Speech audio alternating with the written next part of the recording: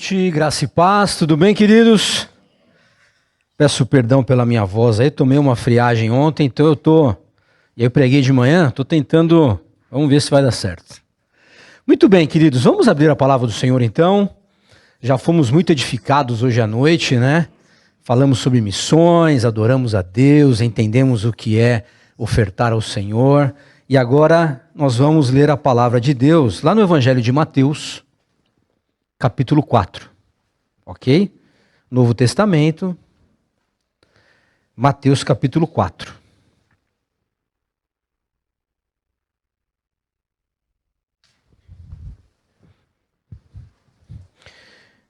Eu vou ler na Almeida século 21, tá? É uma tradução um pouco diferente. Diz assim, a partir do versículo 16: O povo que vivia em trevas viu uma grande luz. Sim, uma luz raiou para os que viviam na região da sombra da morte. Daí em diante, Jesus começou a pregar dizendo: arrependei-vos, porque o reino do céu chegou. Versículo 23. Jesus percorreu toda a Galileia, ensinando nas sinagogas deles, pregando o evangelho do reino e curando todas as doenças e enfermidades entre o povo. Assim, a sua fama espalhou-se por toda a Síria, e trouxeram-lhe todos os que sofriam de várias doenças e tormentos, os endemoniados, os que tinham ataques e os paralíticos, e ele os curou. E grandes multidões o seguiam. Até aí. O que estava acontecendo aqui, queridos? Jesus estava inaugurando a pregação do evangelho do reino de Deus. E ele fala, agora, a partir de hoje, na minha pessoa, na minha mensagem, vendo o que vocês estão vendo, os cegos estão enxergando, os paralíticos começam a andar, as pessoas que estavam atormentadas e atônitas, elas começam a se organizar, os endemoniados são libertos das possessões malignas. As pessoas estão tendo um encontro com algo que elas nunca tiveram antes. Por isso que esta região que estava em trevas e Satanás agia livremente, agora essas pessoas estão libertas pelo poder do evangelho do reino. E ele diz, agora, a partir de agora, o evangelho do reino e o reino dos céus chegou. Amém? Vocês conseguem entender isso, gente? Olha o impacto que teve esta mensagem naquele tempo e é o impacto que tem até hoje. Porque as pessoas não estão acostumadas a ver um poder sobrenatural vindo dos céus, transformando corações, mudando vidas, restaurando pessoas que estavam caminhando para o abismo. Jesus é esta luz que brilha no meio das trevas, e aquela região que havia morte e doença, agora tem cura, tem libertação e tem vida. Isso é o impacto, o evangelho do reino de Deus. O reino chegou. Mas a história não para aí. Vamos lá para Atos capítulo 2, que a história continua. Porque Jesus, ele vai entregar a sua vida pela humanidade. E ele vai ressuscitar no terceiro dia. E ele vai ainda ensinar a muitas pessoas. E aí depois ele ascende aos céus e volta ao Pai. E aí então ele explica àqueles que estavam ali vendo o subir, olha, fiquem em Jerusalém orando, porque eu vou enviar um outro Consolador, aquele que estará com vocês todos os dias, fazendo-os lembrar de tudo aquilo que eu os ensinei. Este virá do Pai e batizará vocês com fogo, com poder, com a unção da glória de Deus. E olha o relato de Atos 2. Ao chegar o dia de Pentecostes, todos estavam reunidos no mesmo lugar. De repente. Essa palavra é interessante, né? De repente. Veio do céu um som muito forte, como um vento impetuoso, e encheu toda a casa onde estavam reunidos. E apareceram umas línguas, como de fogo, distribuídas entre eles, e pousou sobre cada um deles. Todos ficaram cheios do Espírito Santo e começaram a falar em outras línguas, conforme o Espírito lhes concedia que falassem. E estavam em Jerusalém judeus piedosos de todas as nações que há debaixo do céu. Aquele evangelho que Jesus inaugurou lá em Mateus 4, agora está sobre os seus discípulos em Atos 2. Aquele poder que Jesus estava curando, libertando e transformando, agora foi soprado para a igreja. Agora foi enviado para a igreja. E a igreja se apodera então deste poder que transforma vidas, que restaura corações. E eles começam a pregar o evangelho do reino, cada um na língua das pessoas que estavam lá. Olha que loucura isso! Eles nunca foram numa escola de inglês, eles nunca foram numa escola de idiomas, mas eles estavam falando na língua dos egípcios, na língua dos sireneus, na língua dos asiáticos, na língua dos europeus. Eles nunca frequentaram escolas, mas eles estavam pregando o evangelho do reino na língua materna de cada visitante de Jerusalém. Vocês conseguem pensar o impacto disso naquelas pessoas que estavam ali ouvindo aquilo? E eles ficaram então sem entender como que esses homens iletrados estão pregando este evangelho de transformação de vida no meu próprio idioma. E olha o versículo 12, o relato que ele faz. E perplexos e pasmos, todos diziam uns aos outros: o que é que está acontecendo? O que isto quer dizer? Nós não estamos entendendo nada. Por quê? Porque homens ali, a igreja do Senhor estava orando e obedecendo ao chamado do Senhor. E eles estavam aguardando este poder que viria do alto. E este poder chegou.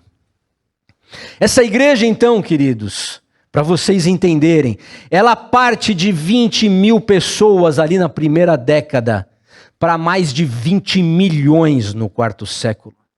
É uma igreja que cresce 800 vezes, mesmo sendo perseguida por judeus e por romanos. Uma igreja que estava cheia do poder de Deus, porque não só pregava um evangelho poderoso, mas vivia de forma poderosa. Aquela igreja primitiva, queridos, eram os únicos que amavam as pessoas como ninguém amava. Aquela igreja era a única que acolhia os órfãos e levava para casa. Aquela igreja era a única que cuidava das viúvas, dos necessitados. E enquanto havia grandes pandemias no Império Romano, e eles não sabiam lidar com aquilo, porque era contagioso, os cristãos e as famílias cristãs acolhiam as crianças que eram deixadas na rua para morrer. Vocês têm ideia do impacto que o cristianismo gerou nesta sociedade?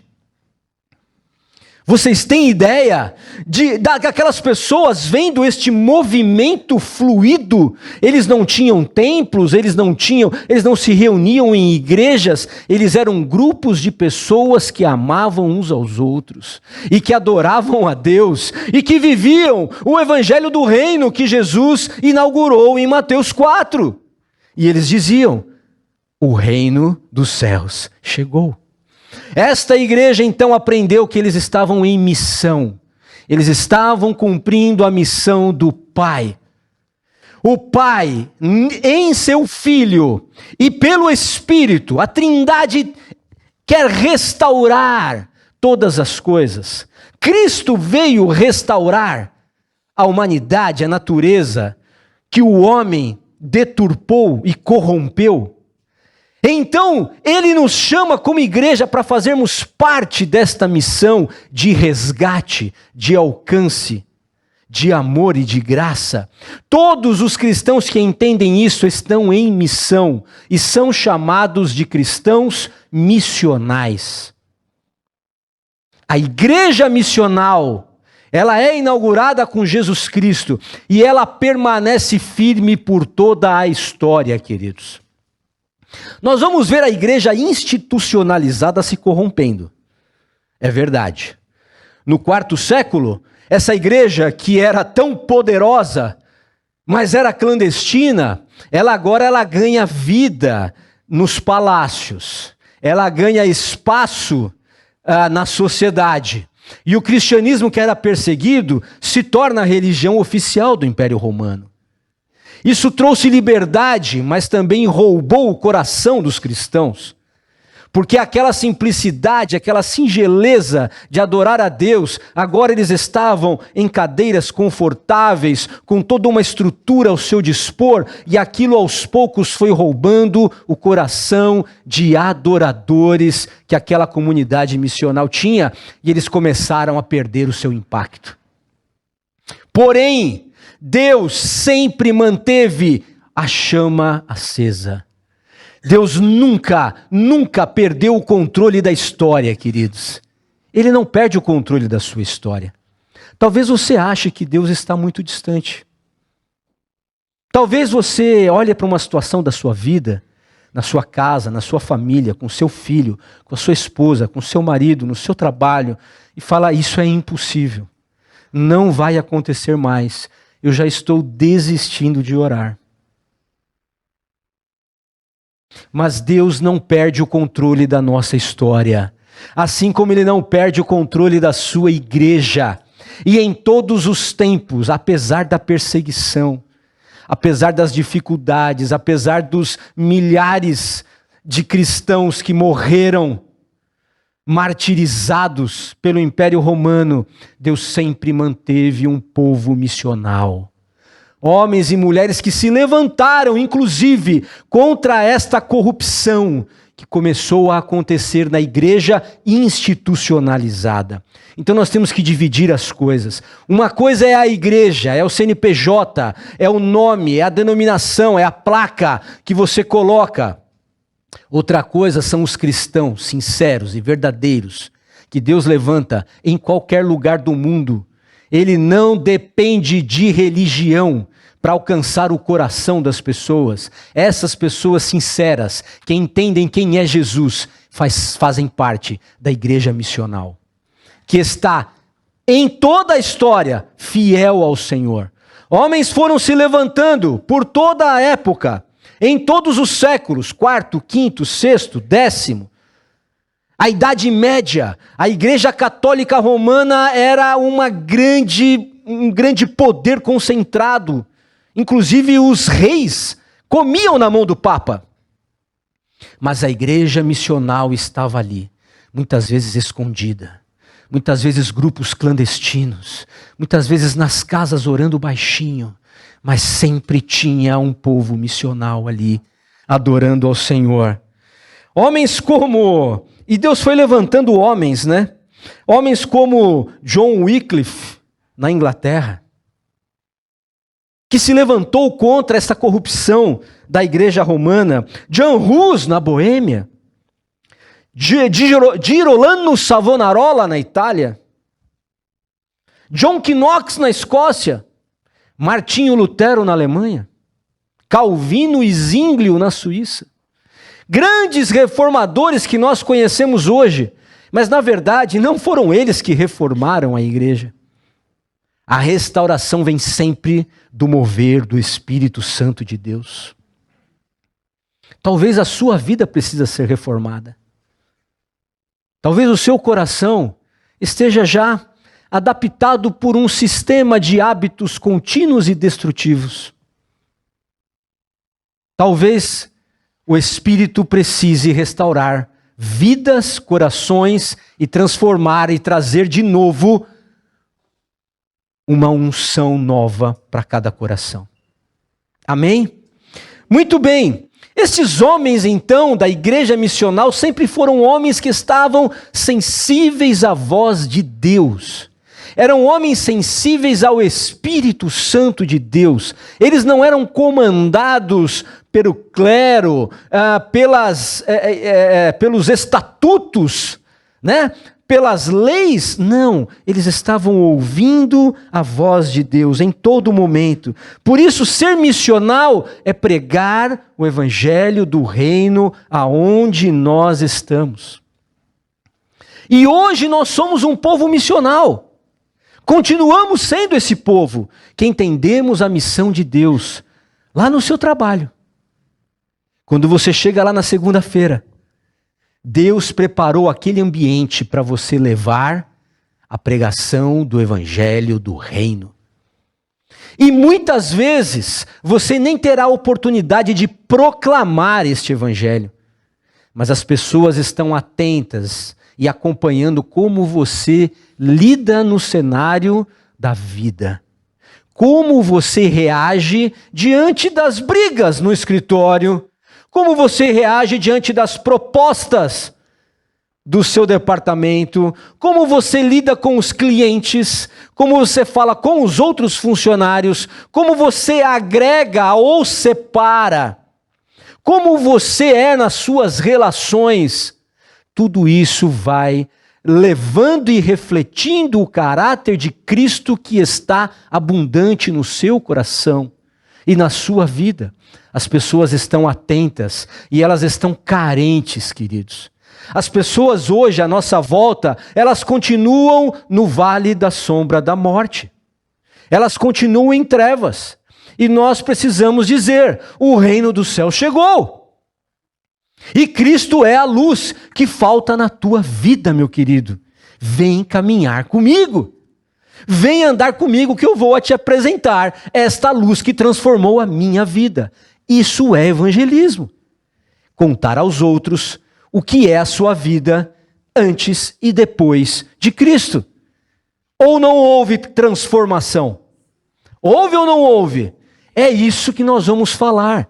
Nós não precisamos ser grandes teólogos. Nós já vamos falar sobre um grupo aqui. Muito bem, por isso que o propósito dessa série, queridos, não é nós entrarmos em detalhes da história da igreja.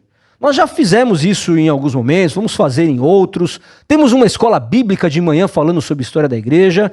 E existem vídeos no YouTube aí maravilhosos sobre isso. Eu posso indicar para vocês, se vocês quiserem conhecer datas, nomes, tal, tudo como aconteceu.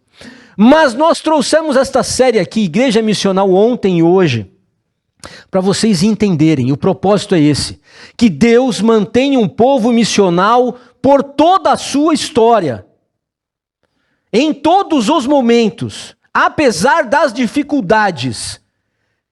Nós somos um grupo de cristãos que entendeu que o reino do céu chegou.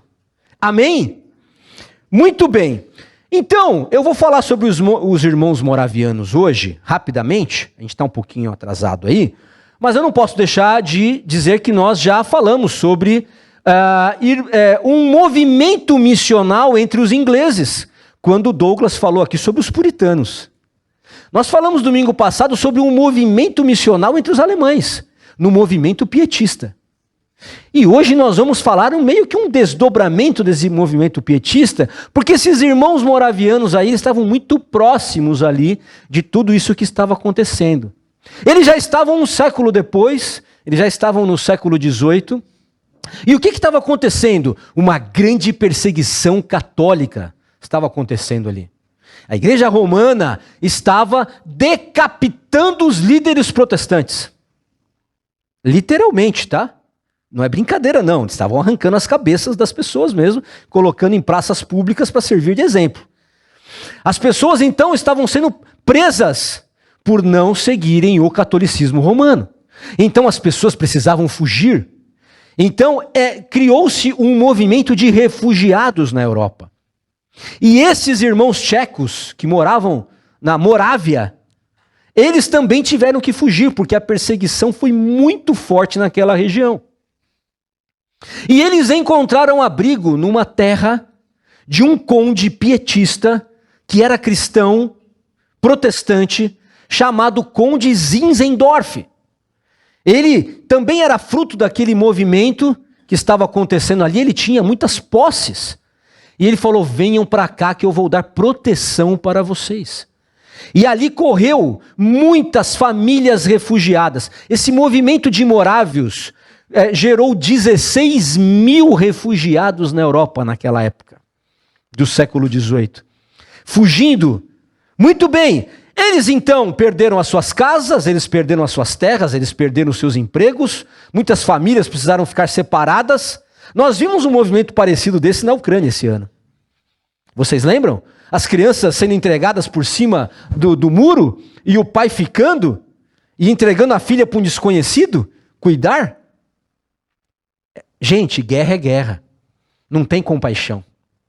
E esses homens estavam nesse cenário. Eles estavam perdendo tudo. E eles tiveram que fugir para não perder a própria vida. E eles chegam então nessas terras desse conde, e eles começam a levantar ali uma comunidade de adoração, de oração. Porque esse povo aqui, para vocês entenderem, eles eram cristãos protestantes porque eles haviam sido convertidos pela pregação de Jan Hus, na Boêmia, um dos reformadores, lá no século XIV. Eles já estavam no século XVIII. Então, por 400 anos, esse grupo vivia meio que clandestino. Olha só, uma igreja, um povo que conseguiu manter a sua fidelidade por 4 séculos de perseguição. E muitas vezes a gente não passa uma semana sem reclamar. Muitas vezes a gente se desespera porque alguém se levantou contra nós e não está nos compreendendo. Quantas vezes a gente quer desanimar, quer desistir com coisas tão pequenas. Então, quando a gente olha para a história e vê que esses irmãos aqui nos deixaram um legado e nos ensinaram o que é perseverar em amar a Deus e servir ao Senhor, mesmo diante de cenários tão complexos, mesmo diante de tanta necessidade, a gente se inspira. A gente fala, é possível. Porque eles estavam sendo movidos pelo Espírito Santo de Deus. Eles estavam sendo chacoalhados por aquele poder de Atos 2. E esse grupo começou a orar, queridos. Esse grupo começou a orar como ninguém havia orado antes. Esse grupo, então, eles criam uma estrutura de um relógio de oração. Ininterruptamente, as pessoas doavam 1 hora do seu dia para orar numa torre. Essa torre ainda existe, lá na cidade alemã de Herrnhut. Depois façam um Google aí, Torre de Oração dos Morávios. É um lugar de peregrinação hoje, assim, turístico, mas importantíssimo, porque eles subiam naquela torre, lá naquelas terras, e oravam por todo o mundo. Aquela torre dava 360 graus. Então eles oravam por todas as nações, dizendo, Senhor, dá-nos o mundo. Senhor, precisamos alcançar as nações. Um povo que estava correndo risco de vida, estavam preocupados com as nações e com as pessoas que ainda não conheciam Jesus. Sabe o que é isso? É transformação de coração, queridos. É transformação de prioridades. As pessoas não vivem mais apenas para os seus próprios desejos, como muitos de nós hoje em dia. Nós vivemos na geração do prazer. Nós queremos cada vez mais e mais coisas para nós mesmos. E nós nos entupimos de séries, de entretenimento, de videogame, nós nos entupimos de shows, de música, e a gente fica meio que paralisado, distraído por tantas coisas que tem neste mundo, porque a gente quer cada vez satisfazer mais o meu desejo. E eu como o que eu quero, e eu vou aonde eu vou, e ninguém tem nada a ver com a minha vida, e eu compro as coisas que eu quero comprar, porque eu estou precisando fazer compras, a minha mente precisa distrair, e a gente entra num consumismo desesperado, e eu preciso de relações, eu preciso de pessoas, eu preciso de namoros, eu preciso de amantes, eu preciso de tantas coisas. Aqueles homens não olhavam para o prazer pessoal, porque eles estavam em missão. E eles entenderam: Senhor, nós estamos aqui para levar o evangelho do reino. O reino dos céus chegou e nós precisamos declarar isso para as nações. Quantas coisas a gente precisa aprender com esses irmãos, queridos. É por isso que a gente olha para a história e é totalmente impactado. Eles então tinham um lema, esses irmãos moravianos. Sabe qual era o lema desse movimento? Eis o Cordeiro de Deus, sigam-no. Simples assim. Eis o homem que veio salvar a humanidade, o Cordeiro que morreu no meu lugar. Aquela cruz era minha, ele morreu por mim, eu é que pequei contra Deus, ele era inocente. Este Cordeiro que levou sobre ele o meu pecado, transformou a minha vida, me deu luz no meio das trevas, e eu só preciso segui-lo. Sigam-no. Este movimento de oração contínuo, este relógio durou por 100 anos, ininterruptamente. Vocês acreditam nisso? Um grupo de refugiados, por 100 anos se revezou: Senhor, dá-nos o mundo. Senhor, salva a nossa geração. Senhor, salva os povos. Sabe o que aconteceu desse movimento de oração? As pessoas começaram a ser quebrantadas para sair dali e pregar aos 4 cantos do mundo. Esse movimento de oração gerou no coração daquelas pessoas um desejo de missões transculturais tremendo. E nunca na história houve, nem antes e nem depois, um movimento de envio de missionários como aconteceu no século XVIII entre os irmãos morávios. Aquele grupo de refugiados enviou, só no século XVIII, mais de 2.200 missionários a todos os cantos do globo. Lugares inóspitos que ninguém havia ainda chegado para pregar o evangelho do reino. Foram os primeiros que chegaram no Alasca, entre os esquimós. Eles foram em ilhas desertas ali no sudeste asiático. Eles vieram evangelizar aqui ilhas na América Central. Eles foram para a África, eles foram para todos os lugares, e aonde eles entendiam que tinha um povo que ainda não conhecia Jesus, eu preciso ir lá.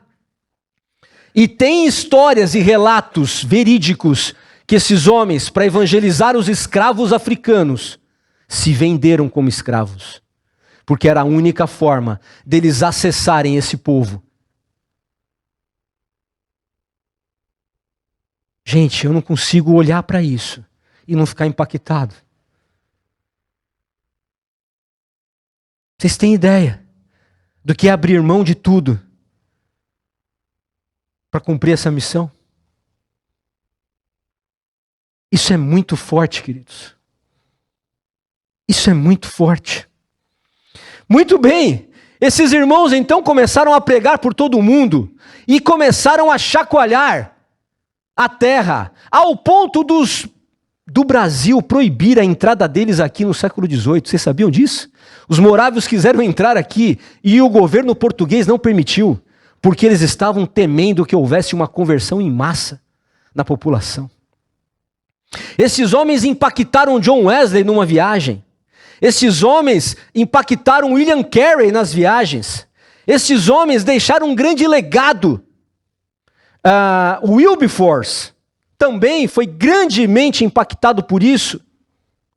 Bonhoeffer, na Alemanha, diz que ele lia os diários dos morávios no meio da guerra nazista da Segunda Guerra. Então percebam como esses homens foram impactando. Muito bem. Agora, esses grupos desses irmãos tinham uma adoração contínua, gente.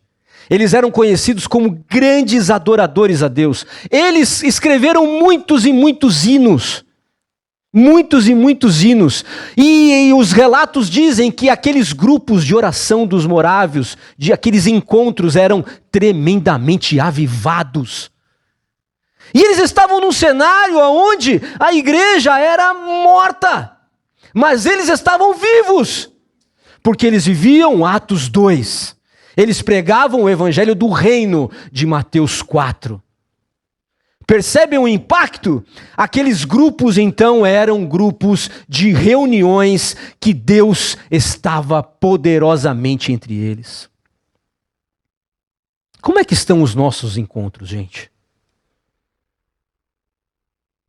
Como é que estão as nossas reuniões? Será que nós sentimos esse poder também? Será que quando você vem aqui adorar a Deus nesse encontro aqui da igreja maior, você vem aqui e foca na adoração ao Senhor, e fecha os seus olhos e busca a Deus e se coloca ali em rendição total e fala: Senhor, esse tempo é teu, eu estou aqui para ouvir a tua voz, eu quero sair daqui transformado, eu quero entregar a minha adoração ao Senhor. Deus, eu quero esquecer de tudo, eu quero me focar agora. Ou será que a gente fica distraído, pensando lá no programa que eu vou assistir quando eu chegar em casa, quanto que foi o resultado do futebol, sabe? A gente, meu Deus, até quando, pessoal? Até quando? A igreja missional do Senhor precisa ser despertada. E os nossos pequenos grupos, os nossos encontros durante a semana, eles refletem esse avivamento dessa igreja missional, eles refletem esse poder de Atos 2. Nós vemos ali pessoas realmente amando o próximo, impactando as pessoas do seu lado, evangelizando de uma forma intencional, procurando se aproximar daqueles que necessitam do evangelho. Como estão os nossos encontros? Por último, e para fechar, esses irmãos enviaram missionários, mas não é porque eles não tinham nada para fazer. Nenhum deles aqui era ministro oficial de nenhuma igreja. Nenhum deles aqui vivia de forma integral no ministério. Eles eram trabalhadores como nós. Eles acordavam cedo, segunda-feira, e iam lavrar a terra, e iam fazer um comércio, e iam construir um artífice, e iam ser artesãos. Era isso que estava acontecendo. Pessoas normais, pessoas comuns, pessoas do dia a dia, pessoas que tinham as suas vidas, que cuidavam das suas famílias. Mas eles entenderam que eles precisavam focar nesse grande movimento que Deus estava fazendo.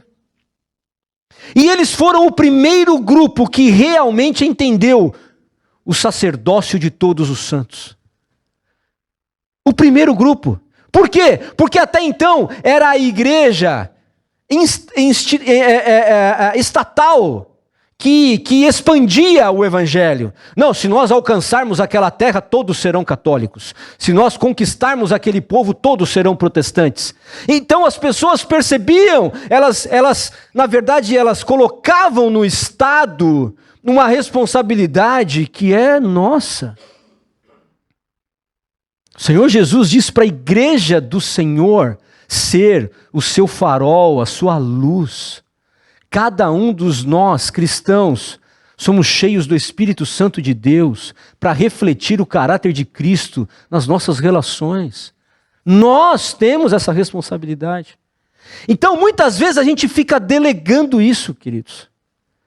Sabe? A gente olha para o país e fala assim: esse país não vai para frente, porque o presidente, o governador, o Senado não aprova, o STF é isso, a Câmara Legislativa é aquilo, e está tudo ruim.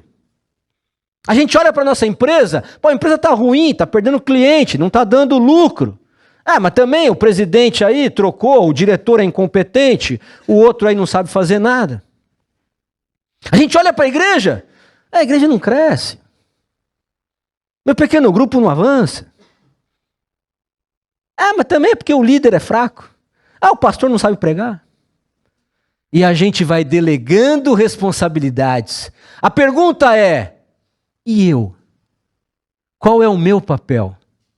Qual é o meu papel para fazer esse país melhor?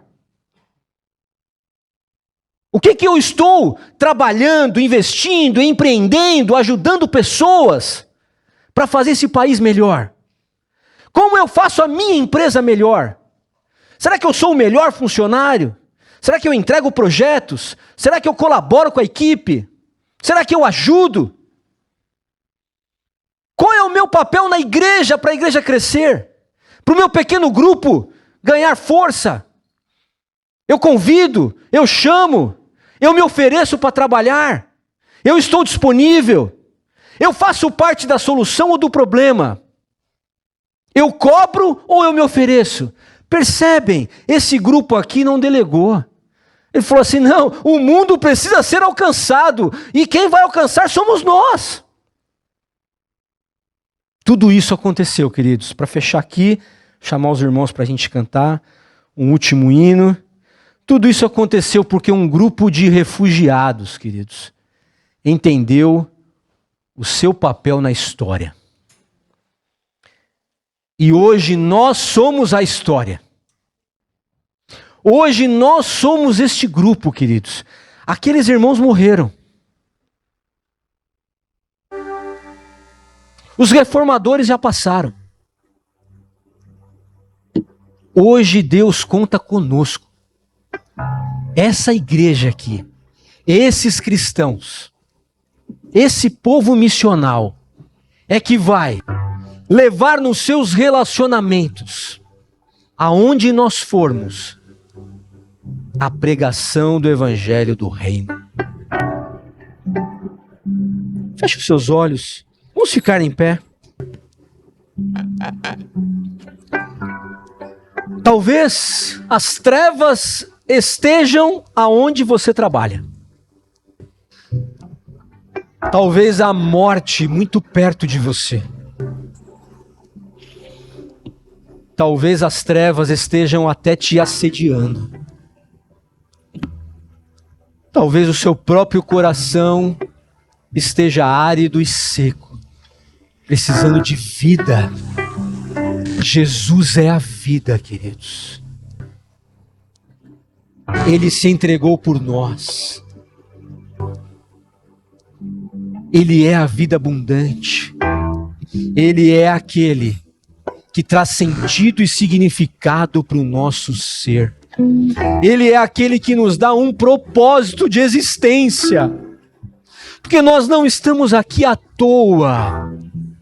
Nós somos chamados para esta missão, porque Ele nos resgatou, Ele nos alcançou, Jesus nos abraçou. Enquanto todos muitas vezes nos desprezavam, enquanto nós não encontrávamos valor na vida, Ele nos abraçou e disse: você é meu filho amado. Venha, venha para o reino de amor, de paz, de alegria. O reino de Deus chegou e a luz veio para iluminar as trevas. Tenha um momento com Deus agora, enquanto nós cantamos. Se abra ao Senhor, se renda a Ele.